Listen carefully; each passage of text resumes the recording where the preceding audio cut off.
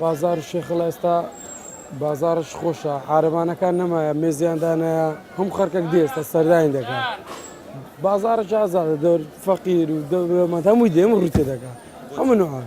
وڵای شتی هەرزانە شتەکانیشی باشە خراپ نێبرێ بۆ دەرەجەی خراپی هەموو خەرکەک دێ سەرداین دەکات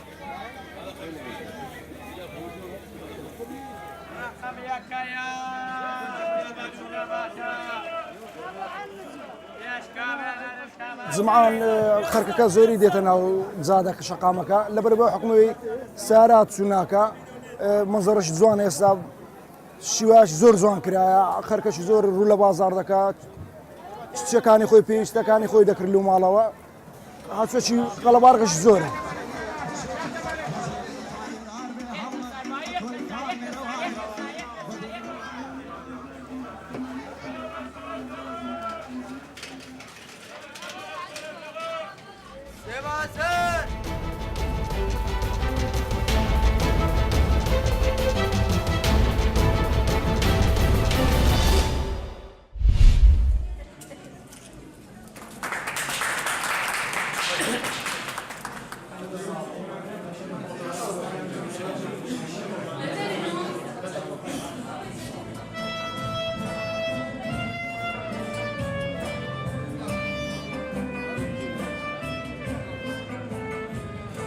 ئەو قوتابیانە ڕۆژانە ئیش و کارەکانیان کەوا ئەیکەن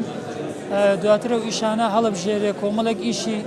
جوان و پوخت بە زۆر بێبۆربێنە جوان و پوخت کۆکەینەوە کۆیانەکەینەوە بە شێوازێکی داڕێژاو کە هەر قوتابی و ئیشی تایبەتی خۆی هەبێدا دەنرێ و ئیشانە ئەو چالاکێ ژێمە نامانێت تەنها لە ناو پەیمانگا بێ تەنها لە ناو پەیمانگا بێ کەواتە ئێمە هیچێکی وامان نەکرد بۆی هێنە دەرەوە بۆ زۆرها خەڵک بینێ لە هەموو ئاستەکان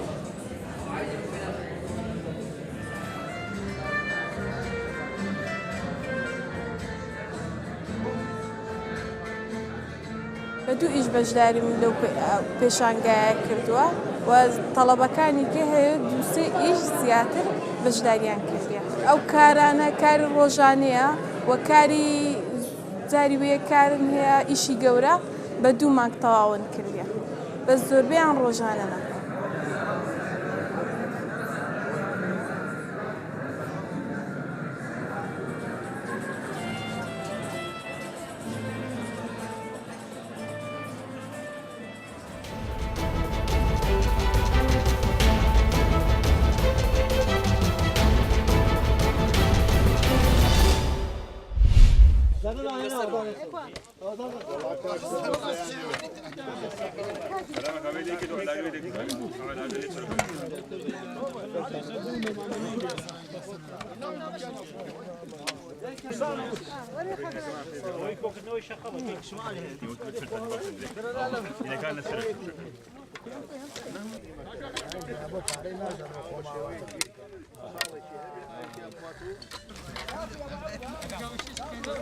ئەمەش کارێکی خۆبەخشی دیارە گیانی لێبوردەییە بۆ ئەم گەنجانە کە هاتوون ئەم کارە ئەکەن و سەرپەرشتی کارەکەکەن ئێمە هاوکاریان نەبین بەڵام لە هەمووی گرنگتر پاراستنی نەمامەکەیە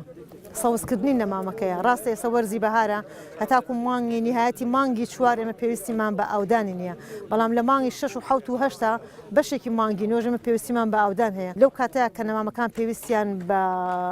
ئاودان هەیە هەڵمەتێکی خۆبەخشی بکەن بۆ دابینکردنی ئاو بۆیان ئێمە کۆمەڵە گەنجی خۆبەخشین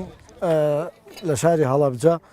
ئەم نەمامانە نێژین کە بڕی 1000 نەمامە بەڵام ئێستا 700 نەمامان بۆ دابین کرا نەمامەکان پێک دێن لە زەیتون و فستەق و سنەوبەر ئەگەر هەر کەسێ بتوانێت نەمامێ بنێژێت سوودی بۆ مرۆڤی بەرامبەر بێت.